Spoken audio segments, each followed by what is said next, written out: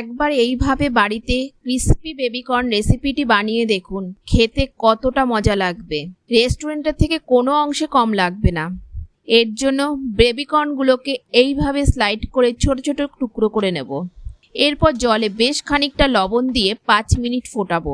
এরপর এই সেদ্ধ বেবিকর্নের সাথে গরম থাকা অবস্থায় এর মধ্যে 1 বড় চামচ কর্নফ্লাওয়ার, 1 বড় চামচ চালের গুঁড়ো, 1 চামচ গোলমরিচ গুঁড়ো ও স্বাদ মতো লবণ দিয়ে এগুলোকে ভালোভাবে মাখতে হবে।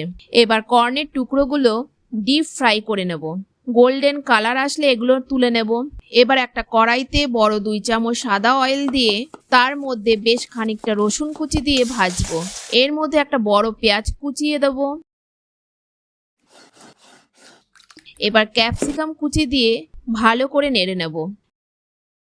একটা বাটিতে লাল লঙ্কার গুঁড়ো, লবণ, green chilli sauce, soya sauce, tomato sauce দিয়ে একটা পেস্ট তৈরি করে নেব।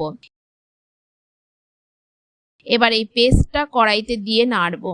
1 মিনিট কষিয়ে নিয়ে ওর মধ্যে ফ্রাই করা কর্ন এবং স্প্রিং অনিয়ন দিয়ে 2 মিনিট টস করে নামিয়ে নেব। এই রকম বিভিন্ন রেসিপি পেতে চ্যানেলটিকে সাবস্ক্রাইব করে রাখুন। ভিডিওটি ভালো লাগলে লাইক ও শেয়ার করুন এবং কী ধরনের রেসিপি দেখতে চান কমেন্ট বক্সে লিখে জানান। ধন্যবাদ।